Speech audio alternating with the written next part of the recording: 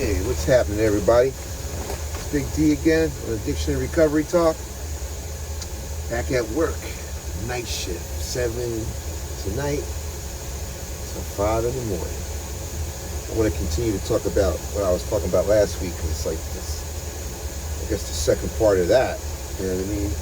My man relapsed. We talk about relapse and the effects of the relapse.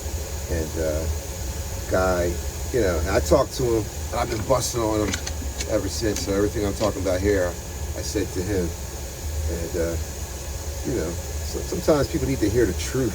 You know what I mean? The hard truth. No sugarcoating, no babying, like, you know, no enabling. Like, number one, he was messing up. He used drugs. It was a disaster. You know, he ended up coming to one of our friend's house, mutual friend, like 7 in the morning. He had ran out of gas, busted eye, bloody lip. He went down to Kensington. If you don't know what Kensington is, one of the worst spots in Philadelphia, probably the United States. Drug infested, open drug market. It's crazy. A lot of violence, a lot of killing, a lot of fentanyl, a lot of just chaos. And so he got into some stuff down there, using drugs like crazy. Runs out of gas at a Wawa. Actually at the pump. Like, I guess he pulled up to get gas, and I don't know if he lost his wallet, what happened. He messed up. His wife saw that he was taking out money like crazy, like $500 at a clip, for I guess however many days he was using drugs. Goes to the bank, goes into the bank, accidentally couldn't use the phone, calls his wife. She's pissed off. She says no.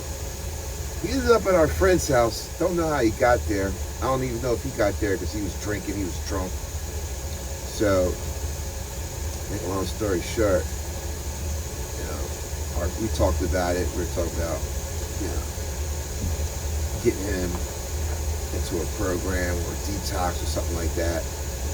My friend dropped him off at his house and then was working on getting his car.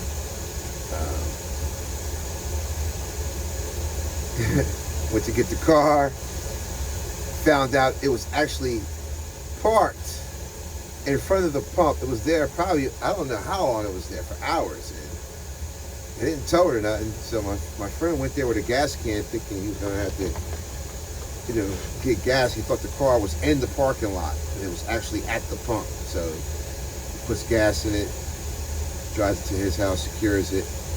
Now, meanwhile, my man's at his apartment, busted, disgusted, can't be trusted. Everybody's mad at him, so his wife works some magic out, get him into a facility, I guess, to get it. Like, it ended up being a hospital, whatever. Let's see, get him somewhere where he can get detox, I guess. And so, like, I had an opportunity to talk to his wife, and you know, we were talking. They've been married for a very, very long time. And I got experience with this because I was married to somebody that ended up relapsing on drugs. So I experienced what it's like to be married to somebody that relapses on drugs and the chaos that comes with it. So I was telling her my experience straight to heart with that, and basically told her, look, you're part of the problem. You're an enabler. You're codependent. My suggestion to you is, in AA, they have Al-Anon. That's for people who are related to the alcoholic. And in NA, they have Nar-Anon. Same thing. So, like, it's like meetings where you can go and you can talk about whatever you're going through with your loved one who's on the drugs. It's like a place for them to go, because this is a family disease. The drug addict is not the only one suffering. The parent, the wife, the husband, the children suffer because that person takes you on a journey that you don't really want to go through. So because of your love for them, and they come to you, they need money, they need this, they need that, they're gone for 2 or 3 days, you let them come back and let them lick their wounds, like, and then all of a sudden it becomes like this vicious cycle of you helping them destroy themselves, and you're thinking you're helping them out, but you're really not. And there's a thing we call tough love.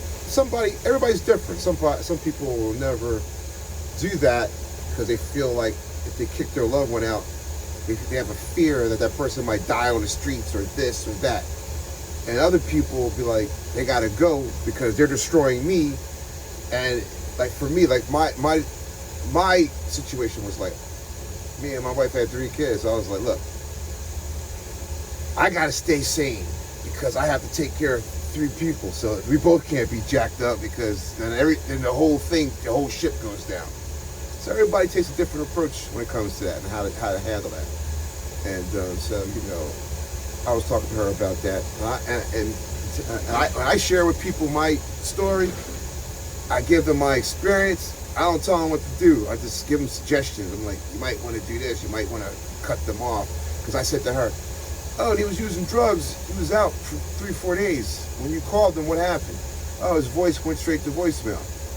Oh, well, how did that make you feel? Like crap, right? Maybe you should let him feel that. You know what I mean? Because I know how that feels. You're calling somebody and the voice goes right to voicemail. And, it's just like, it's vicious. It's crazy. So, my man, he's been going through all this stuff, trying to get himself back together. He calls me today. And I think he wants to ask me to be a sponsor. All right, that's the word I got from his wife and stuff like that. And I don't really have the desire to be his sponsor. I just don't. I don't know, things got to change. Because one of the things she asked me, and we got to talking, she was like, was I surprised that he relapsed? And I said, no, I'm not. And she was shocked when I said that. She's like, you're not surprised? I was like, no, I'm not surprised. She's like, why? I said, because he just made meetings just to get you off his back. She's like, what are you talking about? I said, he would go to the meetings, he would take a picture of himself in the meeting, like in the surroundings, and send the picture to her, like, look, hon, I'm in the meeting, I'm doing good. But soon as the speaker was finished talking, he would leave and go outside and smoke cigarettes, and half the time he didn't come back in. And so he would. We have a saying, you should come early and stay late. He would come late and leave early. So his heart wasn't really in it. You know what I mean? Because a lot of times when people do drugs and they've been, I don't know, there's a term called chronic relapser. I just call it a person that wants to keep getting high. You're not a chronic relapser. You don't want to recover. You just want to get high. You want to get people off your back. You might want to take a break, but you go back to using because that's what you want to do. That's how I look at it.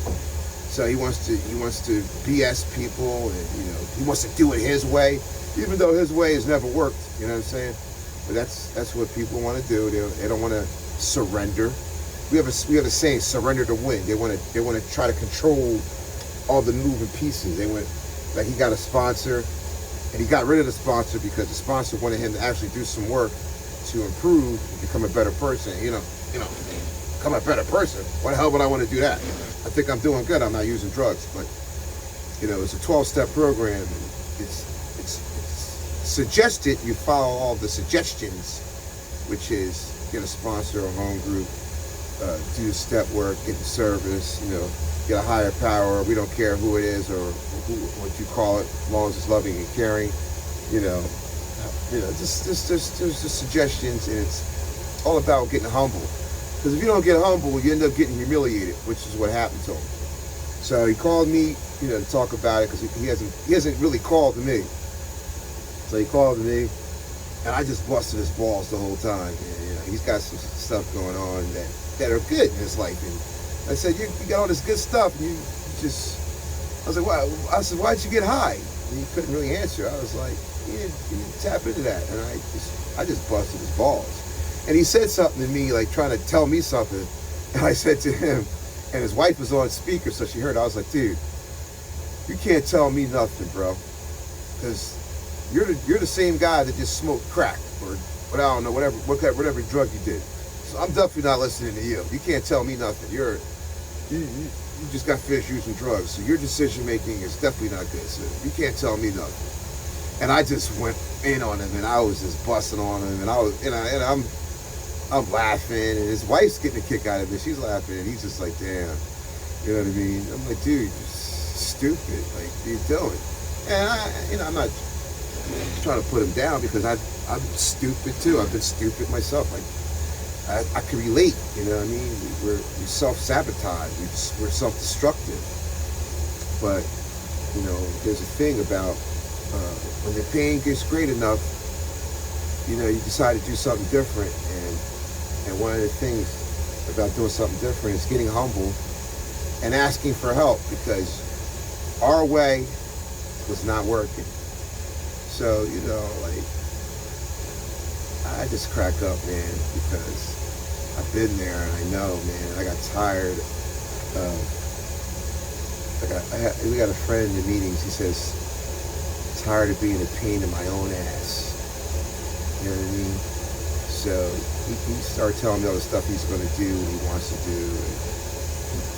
And I was like, hey, man, today could be he was talking about,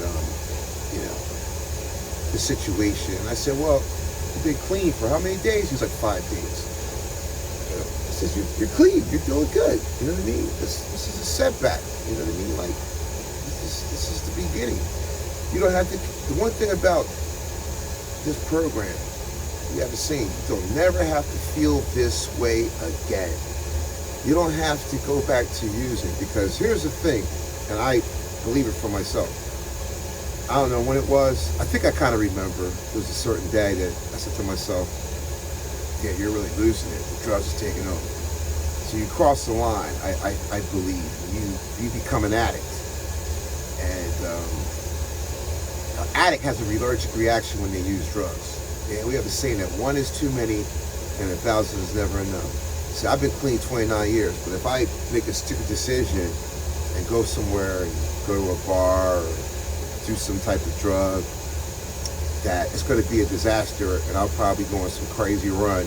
And if I survive, I would have to start all over again. And it would be hard for me to stop, because once you start that beast all over again. It's a monster, man. It's hard to put that genie back in the bottle.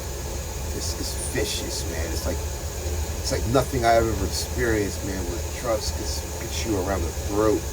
It tells you what to do, and you do things you don't want to do.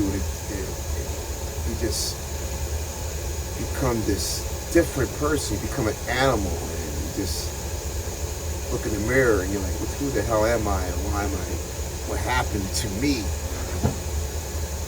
But praying for my friend and his wife, because I pointed out to her, and I know, like I said, that person who's using, they're using, and the family suffers because they're sitting home wondering what's going on. Like,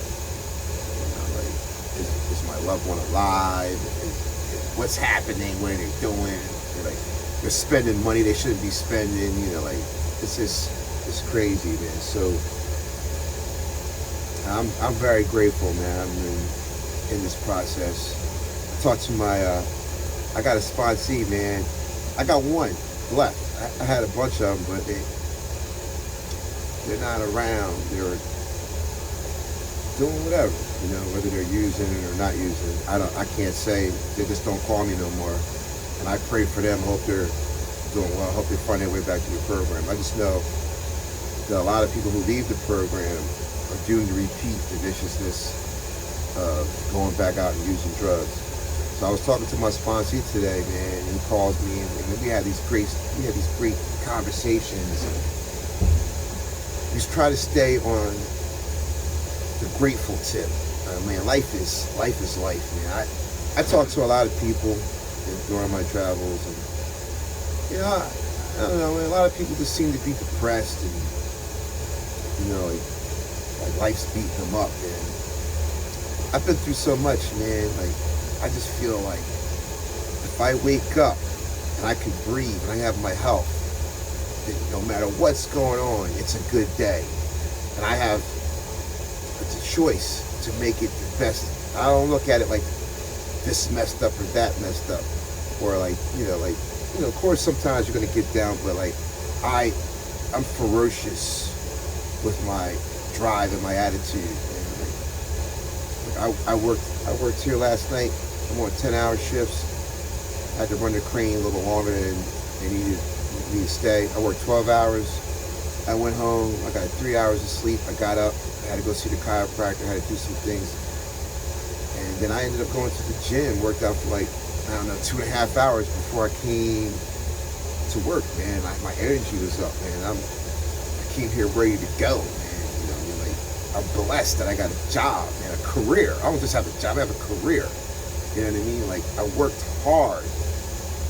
I worked hard in my recovery, man. I made meetings. I got a sponsor, man. I prayed, man. I did the step work, man. I chaired meetings, man. I got speakers, man. I did H&I, hospitals and institutions, and took meetings there, man. I worked hard to become an operator in my apprenticeship program, man. I worked hard being a single dad, man. I didn't make no excuses, man. I just, every day just got up and just did it, man. And like, crying about it, all right, if you gotta cry, cry, man. But after you cry, wipe your tears and just if you have to get mad, we'll just say, ask God for strength. We'll just get it done, man. Just do what you want to do. Be the best, man. Be the best, man. Like, you know, if you got problems, find somebody and talk about it. Like, this is the one disease, the disease of addiction. I truly believe this is the one disease you can talk your way into feeling better. You ain't got to take no pills. You ain't got to go to no doctor. You go to meetings, you share with your sponsor, you share on a group level, you share one-on-one. Everybody's different. I'm a blabbermouth. I'll share whatever in the whole group because I don't care. I just don't care. Because I like the relief I get by talking about what's going on. The relief I get, the way I feel, is like taking a dump. After you take a dump, you get that toxic stuff out of you and you feel better. That's just the bottom line, man. You feel better, man. And you know, like, and we're drug addicts, and we always were looking for a feeling, man. We're hooked on a feeling, man.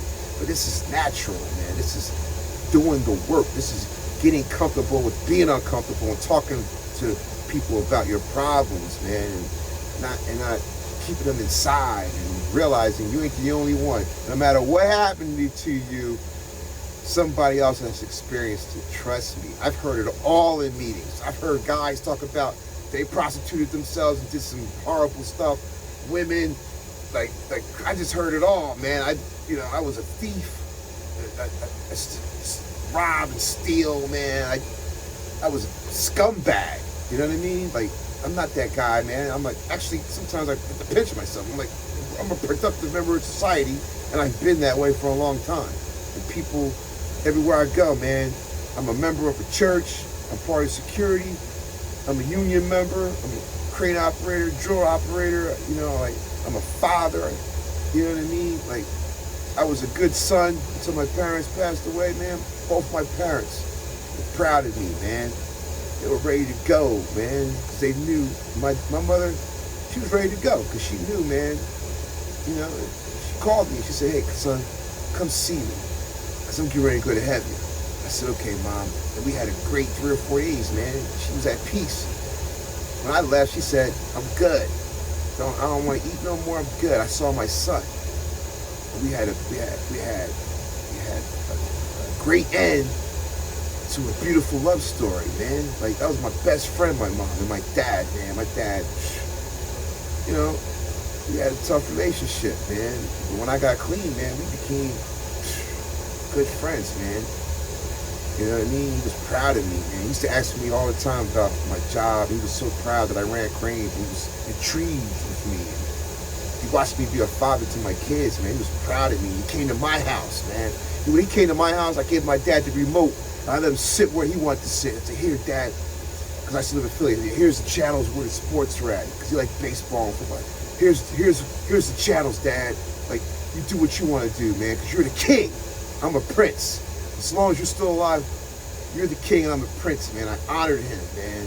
And I showed him I could be a man, not a scumbag and not a weakling who's just going to, I'm not going to let this stuff beat me. And I still stay on top of it. I still make meetings, man. I still go to church because I got to give back, man. I got to give to other people. It's not all about me, man. Like, that's how you stay blessed, by giving back. We have a saying, like, what was so freely given to us, man, we give back, man. Because when I came in, somebody showed me, how to do this. Somebody sponsored me. Somebody told me, man, hey, man, I used to be right where you are, man. It's going to be all right, man. They told me, you ain't never got to feel this way again. You can do it, man. You ain't got to live like this. So, that's my little, show today, man. I've been doing it by myself. I don't know if I'm going to get another co-host or not. My partner is really busy. Like, she don't have the time. But I don't like quitting. You know what I mean? I don't like giving up. I'm thinking about maybe getting people to guest star with me and just keeping it going. I don't know. I'm taking it, I guess, 1 week at a time. But I did it today. I feel good about myself, man. I'm not a quitter, man. You know what I mean? 29 years, man. Still going, bro. Still kicking butt. Still taking names. All right, party people. You guys have a great night. Peace out.